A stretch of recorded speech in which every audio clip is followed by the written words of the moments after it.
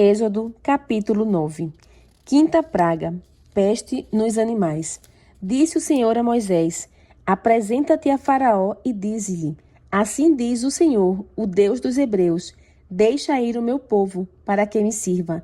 Porque se recusares deixá-los ir, e ainda por força os detiveres, eis que a mão do Senhor será sobre o teu rebanho, que está no campo, sobre os cavalos, sobre os jumentos, sobre os camelos, sobre o gado e sobre as ovelhas, com pestilência gravíssima. E o Senhor fará distinção entre os rebanhos de Israel e o rebanho do Egito, para que nada morra de tudo o que pertence aos filhos de Israel. O Senhor designou certo tempo, dizendo: amanhã fará o Senhor isto na terra. E o Senhor o fez no dia seguinte, e todo o rebanho dos egípcios morreu. Porém, do rebanho dos israelitas não morreu nenhum. Faraó mandou ver, e eis que do rebanho de Israel não morrera nenhum sequer. Porém, o coração de Faraó se endureceu, e não deixou ir o povo. Sexta praga, úlceras. Então disse o Senhor a Moisés e a Arão: apanhai mãos cheias de cinza de forno, e Moisés atire-a para o céu diante do Faraó. Ela se tornará em pó miúdo sobre toda a terra do Egito, e se tornará em tumores que se arrebentem em úlceras nos homens e nos animais, por toda a terra do Egito.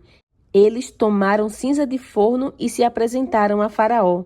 Moisés atirou-a para o céu, e ela se tornou em tumores, que se arrebentavam em úlceras nos homens e nos animais, de maneira que os magos não podiam permanecer diante de Moisés por causa dos tumores, porque havia tumores nos magos e em todos os egípcios.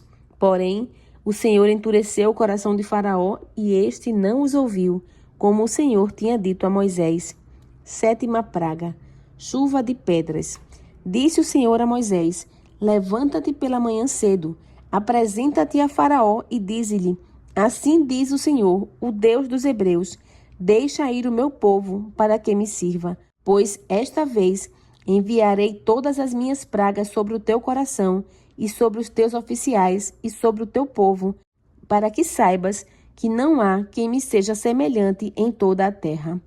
Pois já eu poderia ter estendido a mão para te ferir, a ti e o teu povo, com pestilência, e terias sido cortado da terra, mas, deveras para isto, te hei mantido, a fim de mostrar-te o meu poder, e para que seja o meu nome anunciado em toda a terra. Ainda te levantas contra o meu povo para não deixá-lo ir? Eis que amanhã, por este tempo, farei cair muito grave chuva de pedras, como nunca houve no Egito, desde o dia em que foi fundado até hoje. Agora, pois, manda recolher o teu gado e tudo o que tens no campo, todo homem e animal que se acharem no campo, e não se recolherem à casa, em caindo sobre eles a chuva de pedras, morrerão.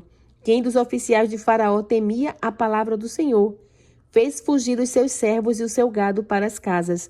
Aquele, porém, que não se importava com a palavra do Senhor, deixou ficar no campo os seus servos e o seu gado. Então disse o Senhor a Moisés: estende a mão para o céu, e cairá chuva de pedras em toda a terra do Egito, sobre homens, sobre animais e sobre toda a planta do campo na terra do Egito. E Moisés estendeu o seu bordão para o céu. O Senhor deu trovões e chuva de pedras, e o fogo desceu sobre a terra. E fez o Senhor cair chuva de pedras sobre a terra do Egito, de maneira que havia chuva de pedras e fogo misturado com a chuva de pedras, tão grave qual nunca houve em toda a terra do Egito, desde que veio a ser uma nação. Por toda a terra do Egito, a chuva de pedras feriu tudo quanto havia no campo, tanto homens como animais. Feriu também a chuva de pedras toda a planta do campo, e quebrou todas as árvores do campo. Somente na terra de Gósen, onde estavam os filhos de Israel, não havia chuva de pedras. Então Faraó mandou chamar a Moisés e a Arão e lhes disse: esta vez pequei. O Senhor é justo, porém eu e o meu povo somos ímpios. Orai ao Senhor, pois já bastam estes grandes trovões e a chuva de pedras. Eu vos deixarei ir, e não ficareis mais aqui. Respondeu-lhe Moisés: em saindo eu da cidade, estenderei as mãos ao Senhor, os trovões cessarão, e já não haverá chuva de pedras, para que saibas que a terra é do Senhor. Quanto a ti, porém, e aos teus oficiais, eu sei que ainda não temeis ao Senhor Deus. O linho e a cevada foram feridos, pois a cevada já estava na espiga e o linho em flor. Porém, o trigo e o centeio não sofreram dano, porque ainda não haviam nascido. Saiu, pois, Moisés da presença de Faraó e da cidade, e estendeu as mãos ao Senhor. Cessaram os trovões e a chuva de pedras, e não caiu mais chuva sobre a terra. Tendo visto Faraó que cessaram as chuvas, as pedras e os trovões, tornou a pecar e endureceu o coração, ele e os seus oficiais.